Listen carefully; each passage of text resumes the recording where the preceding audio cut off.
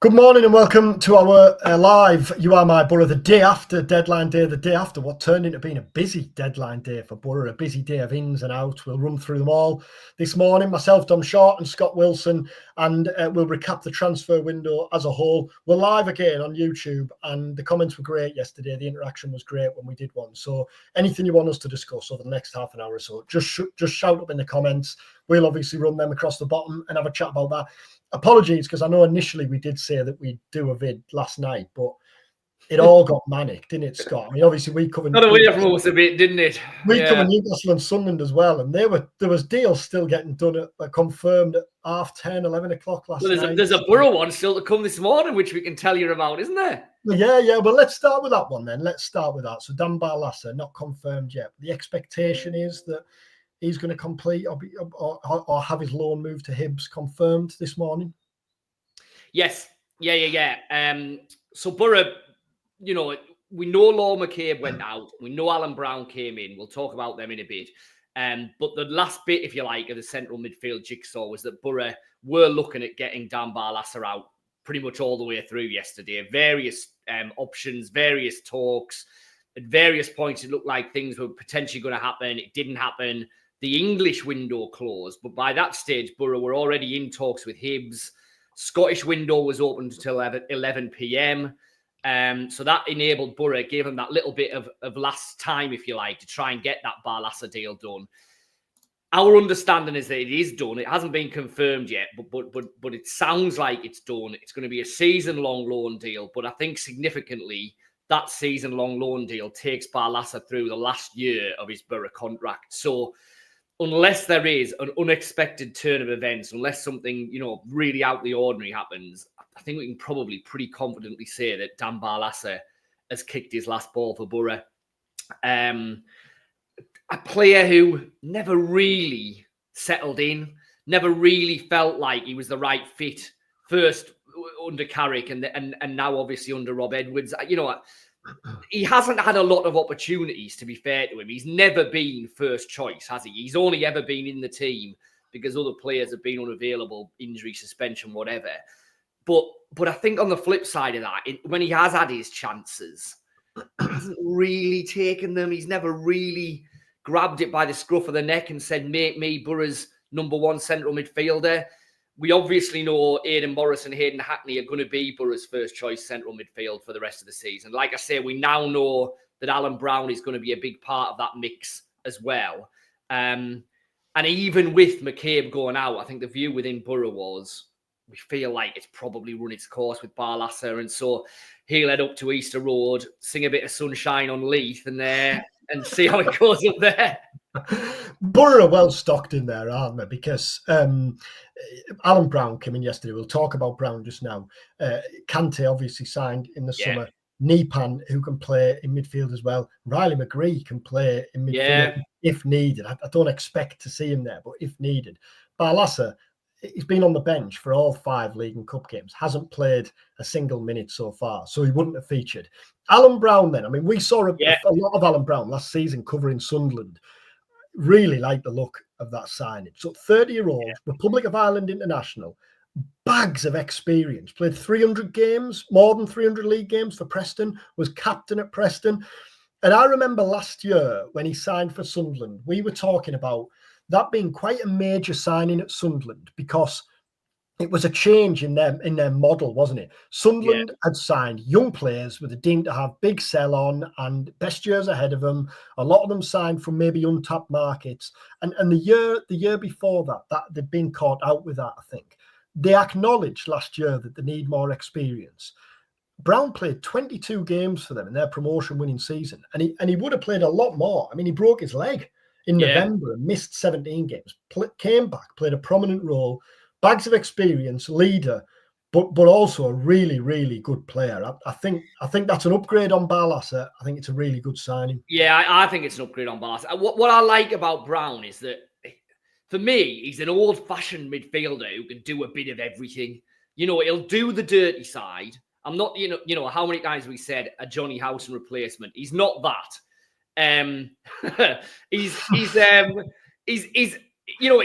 But he's competitive, fiercely competitive. He'll get around the pitch. He'll do the dirty work. but then he's also got a creative eye to him. He's got a goal in him. He wants to get on the front foot and play it forward. I just think he's a really good all-rounder, and that, you know, like I say, Morris and Hackney are going to be Boro's first choice. But if for whatever reason they aren't available, or if for whatever reason Rob Edwards wants to change something at various stages of a game, I think Browne's ideal, because, like I say, you can go in there and do a bit of everything. You can hold it together if that's what you need him to do. He can play much further forward as an 8, veering towards a 10 if that's what you need him to do. Times last year. Yeah, you know, he can do a bit of everything. And so I think as just an addition to the midfield mix, if you like, I definitely think he offers you more than Dan Barlaser did. I really do. I think, like I said, just his versatility, his ability to do a whole host of different roles. And obviously what it also does is it takes any sense of pressure off Kante. Because had Kante been the next cab off the rank, then if anything serious had happened to Hackney or Morris, then all of a sudden you're thrusting Kante in and you're asking him maybe to play 20 games in a row and have to be there every day game, week in, week out. That's not the case anymore. And I think that's important for a young player like Kante coming from a different league. Would have been a big ask for him to hold Boro's midfield together. Like I say, you know, hopefully it doesn't happen, but if anything was to happen with Morris or Hackney, whereas now you've got someone like Browne who'll go in at the drop of a hat and just do whatever is asked of him. While we're talking midfield then, keeping Hackney. For all here, we're going to focus on a lot of the incomings. Keeping Hackney is as important as any of them, isn't there? And I noticed that last night, head of recruitment Chris Jones had posted on X a picture of himself with David Strelec and said successful window, 11 ins, but also said and keeping Hayden Hackney at the club. Yeah. It's not lost on anyone, is it? Just how significant that is. No, it feels massive. It feels like the biggest thing Boro have done all summer, doesn't it? We've been saying it, and you know, we've tried to get over the fact that this was Boro's view that hardened up in the last couple of weeks. You know, yes, had things turned out differently, Hayden Hackney might have been playing for Ipswich now. Boro at that stage, we're going to take that money, and Hackney was given the choice. Fair play to Hackney. He said, no, I don't want to do that. If the only option is to stay in the Championship, then I want to stay with Boro. As time moved on, obviously, we know that Vandenberg's left, Azaz has left. I do think that was a factor in Boro's decision-making over Hackney. But the stance was very much, we are keeping Hayden Hackney. We had to keep throwing in unless the unexpected happens. Thankfully, the unexpected didn't happen. Boro were able to stick to their guns. Hackney stays. The good thing about holding on to Hackney is I don't think anyone's got any concerns about Hayden Hackney's attitude, mindset, level of commitment, given that he didn't get a move this summer. You know, had it happened to various other players at other clubs, I don't think it's too much of a stretch to even say had it happened to Vandenberg, I think we might be having a slightly different conversation. Hackney's a completely different character, completely different backstory. We all know what Boro means to him. Nobody within the club has any worries about Hayden Hackney's attitude or commitment or whatever, you know, and that's a massive factor in all of this as well. And David Strelec then. So we went live yesterday morning, shortly before Strelec was confirmed. So that one's done, 5-year deal, 6.5 million up front, 2 million in potential add-ons. Long-term target, was a top target in January. Obviously, Boro couldn't get him then. We've gone over that with the whole latte lat stuff and all that. Boro were Strelec always featured prominently in the thinking this summer, but there was always an acceptance because of Slovan Bratislava's European qualification commitments that it would run late. I mean, Boro, not for the first time this summer, rewarded for just playing the long game, I guess, with a target. But everything then you heard from Strelec and from the Slovan Bratislava side as well, their general director, and I'm not going to go anywhere near to try and pronounce his name, did an interview yesterday where he'd said that there'd been a lot of interest, several clubs, several offers, but this one effectively made the most sense for all parties. By all accounts, Strelec always wanted the Boro move. And his first interview with the club yesterday, I thought was really good, talking about his desire to be a long 9 months of speculation. You can tell that this one is delighting the club and the player as well. There's a real excitement there, understandably. It's going to be really interesting to see him, isn't it? Really interesting to see him. Well, I like how he said that the team has started really well, but it probably means I'm going to start on the bench at Preston. Yeah, which There's is probably one of the fair enough, isn't it? Yeah, I mean, listen, like you know, everything you said there, really, this is one that Boro have wanted to do for a long time. You know, had Latalaf been sold earlier in January, I think it would have happened in January. Yeah. It was just the fact that by the point at which Latalaf, the money was actually secure, it was really too late for Bratislava to do that deal, and so it didn't happen. But Boro kept their powder dry, kept interested in him. You know, kept the lines of dialogue open. Like you say, even when it became clear that Slovan weren't going to sell early in the summer because of their European games, they stuck with it. So, you know, the proof of the pudding's going to be in the eating now, isn't it? If he is the player that Boro's recruitment team think that he is, then he absolutely could be the missing kind of piece in the attacking jigsaw and you know, could be a big factor in the championship this season. So that's the hope. Again, though, I think similar to the midfield situation, the fact that you've got Sene as well, just takes takes a bit of the pressure off either one of them, and B, just adds to Rob Edwards' list of options. You know, had it only been one of them, then I keep going, you know, clearly you hope injuries don't happen, but they're going to happen at some stage this season. If you'd only got one of them and something major had happened to Tommy Conway, then that's massive pressure on that one player then, whether it had been Strelec or Sene. The fact that you've got the two of them kind of there competing, get different options, different players, so, you know, different skill sets that Rob Edwards can use, but also able to share the burden if anything was to happen to Conway, who, by the way, is still Boro's #1 striker and will be, you know, at least in the short term once we resume after the international break. 2 and 2 as well. I mean, he's rounded into a nice little bit of form right at the right time, really, hasn't he? Yeah, absolutely. Yeah, absolutely. So, no, you know, really positive there, I think. And, you know, again, just, you know, it feels like Boro are not going to miss Finn Azaz, doesn't it? With Nipan obviously to go in as the 10 as well. And I think on that, had you said at the start of the summer, right at the start of the summer, Boro are going to have to lose 2 of 3 players. They're going to have to lose 2 of Azaz, Hackney, and Vandenberg.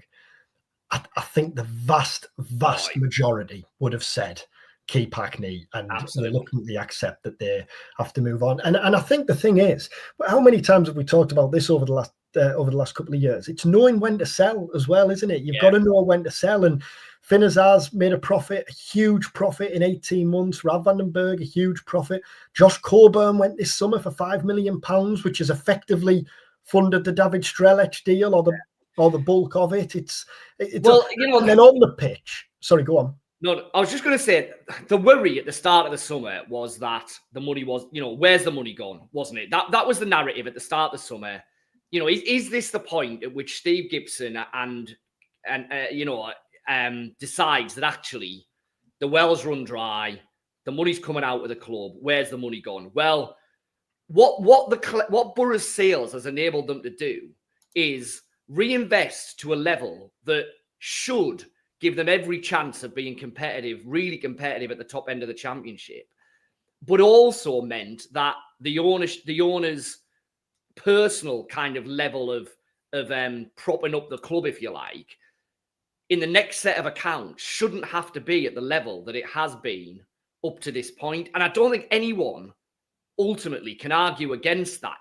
If Steve Gibson's able to get to a point where Boro is, generating a level of income so that his personal kind of investing, if you like, can go down a bit, but there's still money there to make the Strelec signing, to make I think it's 11 players, isn't it, who've come in since the start of the summer. I mean, that is how a well-run football club should operate. Let's not beat about it. And for far too long, Boro's recruitment operation has not enabled them to do that. What we're seeing now is the signs of that happening. And hopefully in this crop of players that have come in this summer, there are players within there who, A, can make a massive contribution to what Boro are doing this season, but then B, potentially further down the line might move off and make the kind of profits that Boro have, been able to utilise this time round. Loads of praise. We'll get to that from Maz in a second, but loads of praise for the recruitment in the window in the comments. Thanks for commenting. Do get involved if you want us to discuss anything in particular. Adam, it's been a 10 out of 10 window for me. We've improved the positions we needed with real quality and managed to keep hold of Hackney. Hand on heart from the McLaren days, this is the best window we have had, and my early prediction of 5th is looking lower than it looked. I think I was the only one who put faith in Edwards from the off. And there was one more. Don't think I've seen a better window from Boro in my lifetime. Thoughts, lads? Can anyone think of one better? This one from Maz then. Where are we about Strelec? Do you think Strelec will play as a 9 or as one of the 10s? Nipan and Strelec in the 10s give so many in-game options. Well, how often this summer, right from the very off, when Boro hadn't signed anyone, and Rob Edwards was saying, it's fine, I'm completely calm, I have complete faith in the plan that's going on behind the scenes. I know how hard the team are working. We know that certain deals can't get done until late in the window. But what he stressed right from the off was, we want players who are versatile, not old school Paul Warhurst and Dion Dublin types, play centre half and up front, but players Tommy Conway and Dale Fry at the back. Yeah, Chris Sutton going from centre half to centre forward. But players who can seamlessly adapt, seamlessly move between systems. And when you look at the players who've come in, so many can do that, can't they? I think what we've seen from Edwards. Sorry. Callum Britton can play as a back 4 or wing backs. Matt Targett can do the same. The forwards there, Strelec and Sene can play as 10, possibly out wide if needed. Nipan can play as an 8 or as 10. There's various options for him now. And what we've seen from Edwards is he's not afraid to make bold changes in games. So that gives him the variety, doesn't it? That's just what I was about to say. What we've seen from Edwards so far is a willingness to be versatile himself and to change things. Yes, the core of his formation is likely to remain the same, but his in-game changes so far, changing players at half-time, changing formation in the first half at Norwich, when he didn't quite think it was working, tweaking how many players he had in attack, etc., etc. I don't want to keep bashing what Michael Carrick was trying to do last season, but it's undeniable that is a big change to the way that it felt last season that Boro could have had all the versatile players in the world, and it probably wouldn't have mattered, because in the 65th minute, one player would come off, one player would go on, and they'd just try and do the same thing they were doing. Don't think you're going to see that with Edwards. So it's not just the fact that Boro have these versatile players now, it's that they're probably going to actually use them and try and maximize that versatility to actually change things in games. Now, let's see. In terms of answering the actual question, I'll hold my hands up. I don't know. Everything we've heard is that Strelec is probably a 9, really. But it wouldn't surprise you at all if there were times when he played in attack with Conway, with one of them pulling out wide more or one of them pulling off more. Feels like Nipan probably will end up being a 10, but then, he played wide when he came on at the weekend, didn't he? Or at least started off there. So I think we'll just have to see how that settles down. And I think the answer is it probably will be horses for courses a bit in terms of who's in the rest of the team and what Rob Edwards thinks his side needs. But it's got to be a positive having players who can play in those type of different positions. There is some deadline day business we haven't talked about yet. John McLaughlin coming in and Tom going. That was one we didn't see coming either, even though McLaughlin's been training with him for 6 weeks. That's one of those anyway. You see and hear that and think, man, we should have picked that up. That's us not doing our job, isn't it? Yeah, absolutely, yeah. So Glover has gone. CD7. What happened with Senny Dieng? He's supposed to be going. David Goldsborough. Sorry, we have a new number 2. Kenneth Grange. Glover went instead. So let's keep the situation. Glover went. Mutual agreement there, just to release him from his contract early because he wanted to move. He clearly wants to be playing. He's got a World Cup to think about. He's away now with Australia. He wasn't going to get his game at Boro. A deal couldn't be found. So by releasing him from his contract, it makes it easier. John McLaughlin comes in, experienced number 2. And Senny Dieng's situation. Well, you wrote about Dieng yesterday, Scott, because of the QPR interest. That didn't happen. Dieng's still here. Where are we at then? Keep a pecking order wise. Well, so I think where we're at right now is that Senny Dieng is probably still the number 2. We know Saul Breen's the number 1. Boro want to give Saul Breen every chance to establish himself as number 1. We wrote that earlier in the week when the Ivo Pando kind of rumours were flying around. Boro want to give Saul Breen a clear run at it, every chance to be the number one. And to be fair, his performances so far this season have more than merited him getting that opportunity. So that's the first thing. Now, at the moment, Seny Dieng is the number 2 and John McLaughlin is the number 3. I don't think there's any doubt about that. If Sol Brynn was to suffer again, I feel like I'm constantly banging on if players get injured, but if Sol Brynn wasn't available, Seny Dieng will be starting the next game as things stand. But Seny Dieng is on a lot of money. Boro have been looking at their options there. Like Glover, I think Dieng is at a stage of his career where he's wanting to play. He's not going to be massively happy sitting and being Boro's number 2 and watching Sol Brynn hopefully properly establish himself there. So there was an attempt to find a deal for Seny Dieng. Didn't happen for a number of different reasons. QPR were in there, but the finances of what would have been an initial loan move couldn't be agreed. The one thing with Dieng is there has been all summer murmurings of links with Turkey. And the Turkish transfer window doesn't shut for another fortnight. So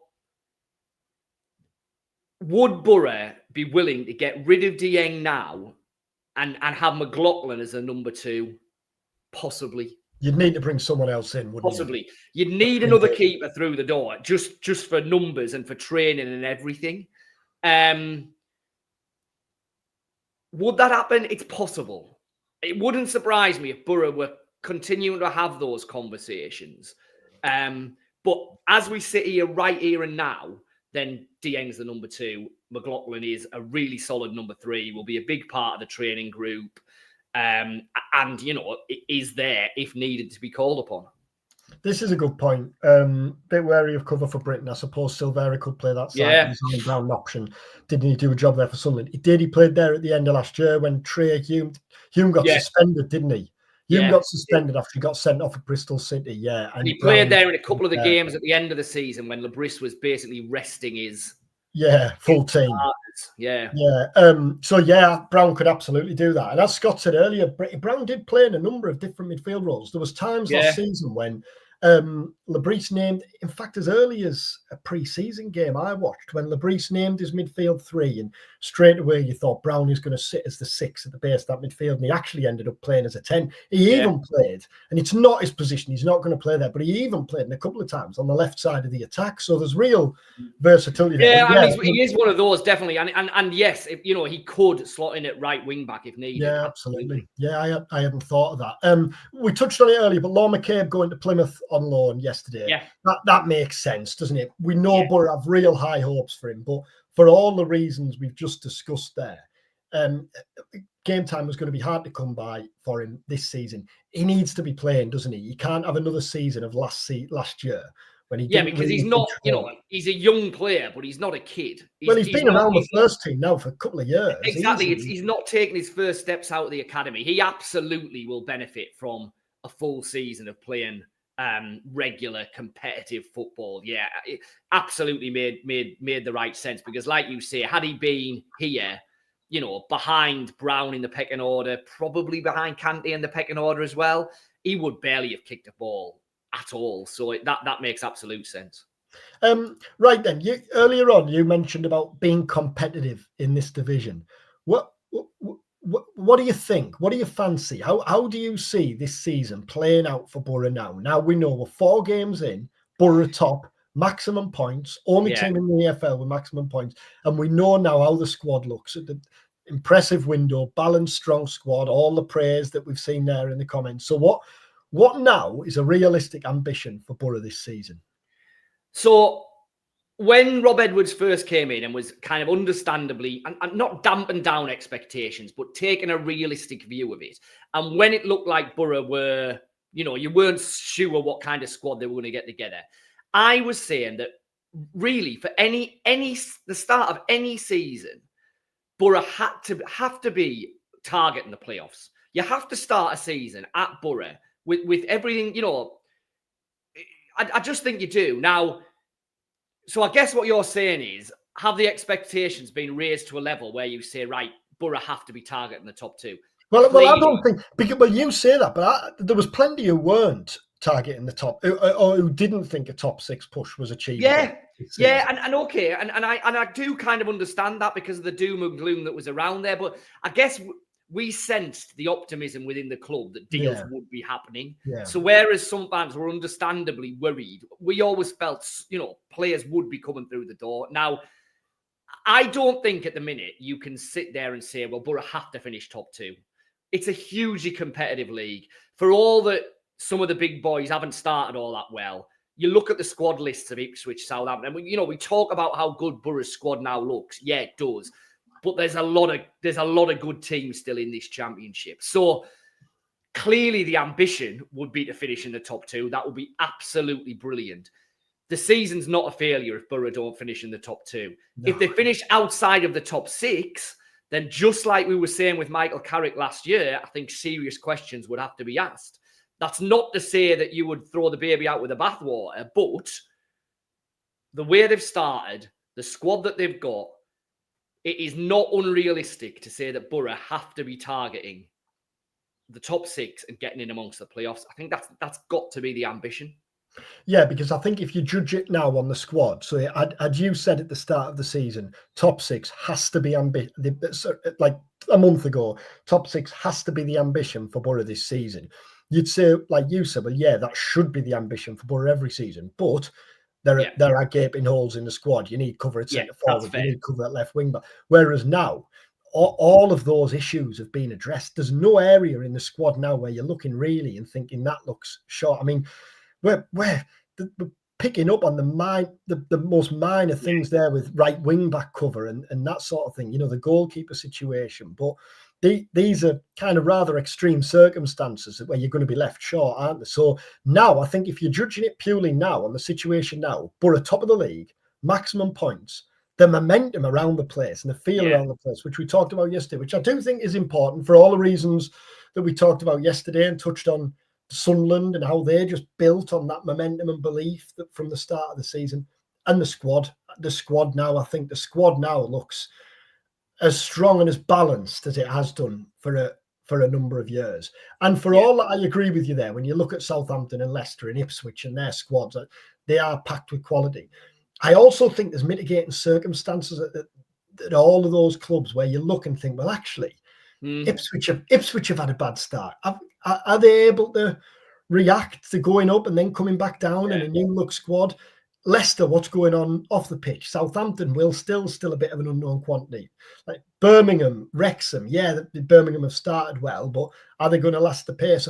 I do not think we're going to see 2 teams get to 100 points like we did last season. I don't think we're going to have runaway winners. No, that's because Boro's going to get to 120. Do a Reading from all those years ago. But I think it's going to be like fiercely competitive at that top end. It will be. And listen, there's going to be bumps in the road. It's the championship. It's not going to be plain sailing. There'll be issues that crop up. There'll be games that Boro toss away when they shouldn't. Or, that's just life in the championship. But like you say, what you would have to say is that at the end of the transfer window, I don't think that Boro could have done much more to assemble a squad that looks ready to compete for promotion this season. Rob Edwards has made a really good start. It's no more than a start, but it's a really good start. Like you say, the worries, the negativity, the doom and gloom that was understandably there at the start of the summer has gone. There's a real optimism. There's a real excitement. Let's just see where it goes from here. All set for paddle tonight? I am going to go and have a bit of paddle tonight. Yes. First time ever. I'm actually, just before, when I got up this morning, I put a little 5-minute YouTube thing on to get the rules. I didn't even know the rules. So there we go. I'll let you know. Yeah, that's probably something that you want to tap into. Yeah, probably is, yeah. Yeah, we'll have to give it a try. You are my Boro paddle. You are my Boro paddle special, yeah. Take on all comers. Class. Well, thanks for watching. Thanks for listening. Thanks for all the comments. As ever, we will put this out as a podcast later today, obviously, and then we'll be back with our regular episode. Not sure when at the minute, just because we're all the pot really with the window and what have you. So let us get ourselves sorted. At the very latest, it'll be the start of next week. We might throw another one in the back end of this week. At the very latest, it'll be the start of next week when we start looking ahead properly to the return after the international break. Yeah. So the paddle reveal, the paddle result reveal might come later this week. Yeah. Brilliant. Thanks for watching. Thanks for listening. Do subscribe if you haven't already. If you're listening on your podcast platforms, rate and review there. We'll be back next time. Take care.